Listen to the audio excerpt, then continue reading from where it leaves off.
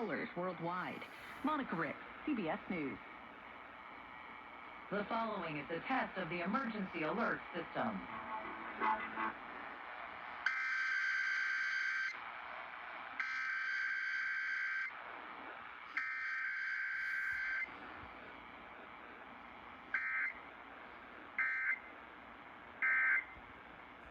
Testing its emergency alert system equipment. The EAS will provide timely emergency warnings.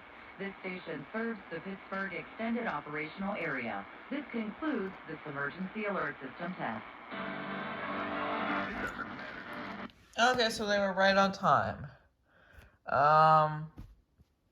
Nothing else to say except KID 76 broadcast cycle and RWT was released. So yeah, goodbye. Yes.